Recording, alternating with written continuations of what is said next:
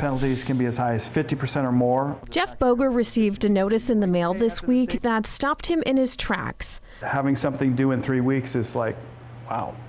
When we're expecting October 16th, that's what we planned and budgeted for. Boger lives in Stanislaus County, one of the more than 40 California counties granted tax relief by the IRS due to the severe winter storms, flooding, and mudslides the state saw at the top of the year. I just want to know if this is a mistake or did we misunderstand the rules for disaster relief? The notice states his taxes must be paid by June 26th.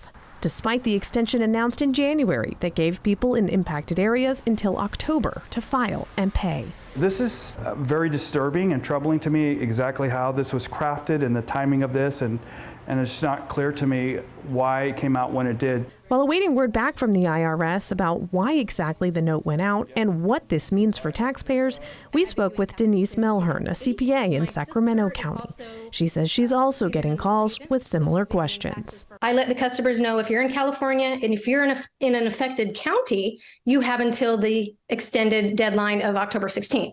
But when they receive that notice or that letter, they call me, they call the IRS. So it's really unnerving because we tell them one thing, but then they receive a letter. She says the first step is not to panic. It would be nice if there was some sort of lever or something that they can do to turn those letters off for California taxpayers. There's a lot of anxiety on what they're supposed to do. And I will tell you, it's really hard to get a hold of an agent. Boger spent hours on the phone over 2 days trying to get information. Finally, I got to the last agent who, sort of helped me.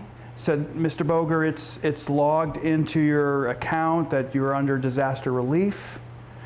And I asked for some correspondence, some communication that would ensure that I would not be penalized, and she said not to worry. While his worry has eased, he worries others now have the same concern. I just wanted to create some awareness that there's a potential wider problem, and maybe it needs to be addressed. In Stanislaus County, Leanne Danier, KCRA 3 News.